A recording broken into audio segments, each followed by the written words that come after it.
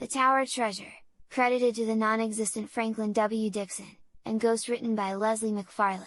Chapter 21, A New Idea. A week passed, and still the loot was not recovered. Mr. Robinson had been held for trial at an early court session. The general opinion in Bayport was that he would be sentenced to imprisonment. The fact that he still refused to tell where he had got the $900 so near the time of the robbery, weighed heavily against him. Fenton Hardy was downcast. It was the first case of its kind that he had been unsuccessful in solving completely, and although he was satisfied that he had done good work in tracking down Red Jackley and getting the confession, the result had scarcely been worth the effort. Chief Colleague and Detective Smuff were complacent. They made no effort to conceal their critical opinions of the great detective, who had taken so much time trying to solve the mystery, when the real thief was right under his nose all the time. "I told you so," was the burden of Chief Colleague's song of triumph. "I knew all the time that Robinson was the man. I arrested him right after the robbery, but they all said it couldn't be him. So I let him go. But I knew all the time it couldn't be anyone else. Ain't that so, Smuff?" And the loyal Smuff would dutifully chime in with, "Yes, Chief. We have to hand it to you. You had the right man all the time. I guess these professional detectives won't think they're so smart after all, eh, Smuff?" "No, you bet they won't. We can still teach 'em a thing or two." "I'll say we can, Smuff. I'll say we can."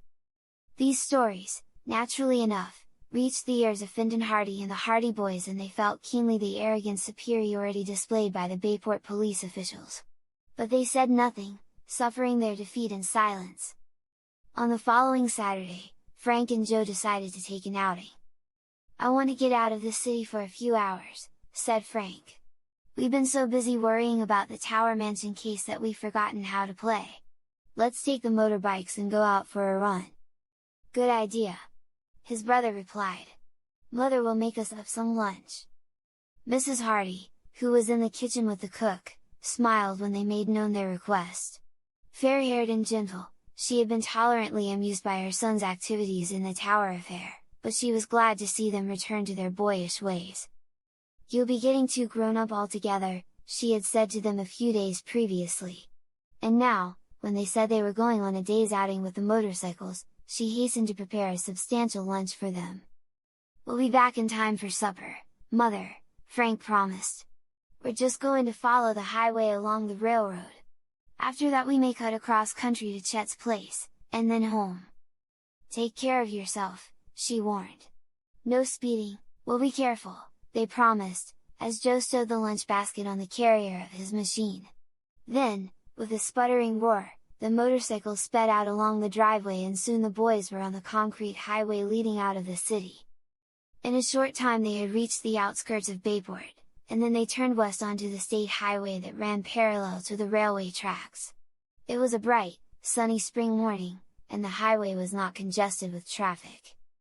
Freight trains shunted back and forth on the railway tracks below the embankment, and now and then a passenger train steamed by, trailing a cloud of black smoke. Like most boys, Frank and Joe could not help but feel the fascination of the railway, although they admitted that they preferred the comparative freedom of their own motorcycles, which were not bound to follow the steel rails and did not have to obey the beck and call of dispatchers. Out in the open country they put on a little more speed. The highway was like a city pavement beneath them, and the cool breeze stung the color into their cheeks. For more than 2 hours they rode, passing through villages and small towns, until at last they came to a point where another railway intersected the line they had been following. Here, a road also ran parallel to the tracks, branching off the main highway. Always on the alert for new country to explore, the Hardy Boys decided to follow this side road. "It's off the main stream of traffic," said Frank, "and the country seems to be wooded farther on. We can have lunch in the shade of some trees." This appeared to be an advantage, for there were no trees along the state road, and the constant stream of vehicles made a roadside lunch something of a public affair. Accordingly, the boys turned their motorcycles down the side road which, although it was not paved, was well graded, and led through a quieter countryside.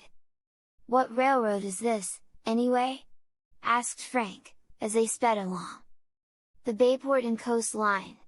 It's mostly freight." The Bayport and Coast. Why, that's the railway that Red Jackley used to work for. Don't you remember Dad telling us that? His first crime was stealing freight from the road. So he did. I'd forgotten all about it. The boys looked down at the tracks below the embankment with renewed interest, by virtue of the railway's association with the notorious criminal. Mention of Jackley's name revived recollections of the Tower Mansion case, and when the boys finally decided to stop in the shade of a little grove of trees beside the road for lunch, they reviewed every incident of the mysterious affair.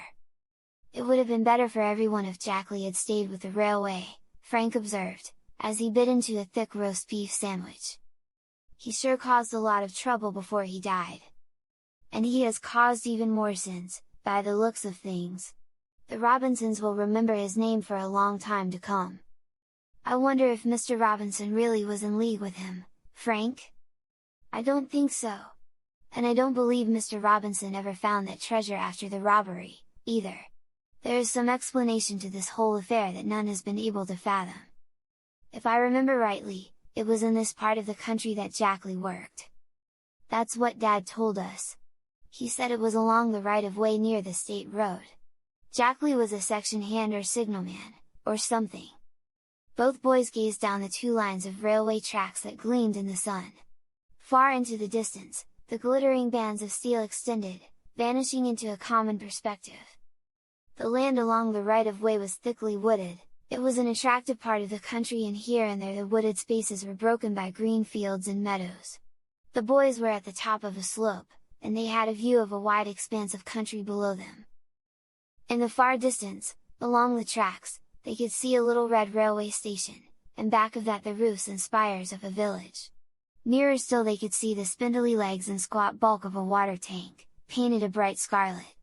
This water tank was not far from the railway station, but half a mile down the track, and only a few hundred yards from the place where the hardy boys were seated, rose the bulk of another water station. But this tower, one of the old style built before the modern tanks came into use, was not freshly painted. It had been allowed to fall into a state of disrepair. Some of the rungs were missing from the ladder that led up the side, and the tower itself had a forlorn and weather-beaten aspect, as though it had been deserted. This, indeed, was the case. The new tower tank closer to the station had been erected to replace it, and although the old structure had not been torn down, it was not now used. Frank took a huge bite out of his sandwich and began to munch it thoughtfully. The sight of the two water stations had given him an idea, but at first it seemed to him to be too absurd for consideration. He was wondering whether he should mention it to his brother. Then he noticed that Joe, too, was gazing thoughtfully down the railway tracks. Joe raised a sandwich to his lips absently, essayed a bite and missed the sandwich altogether.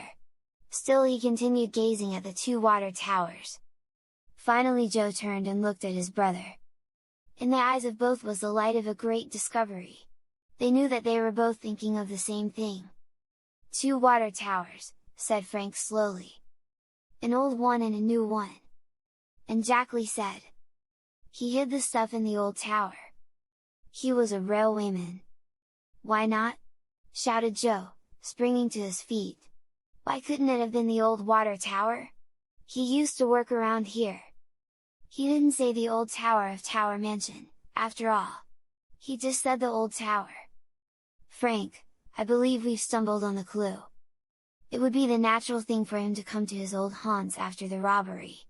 And if he found he couldn't get away with this stuff he would hide it somewhere he knew. The old water tower. Why didn't we think of it before, Joe?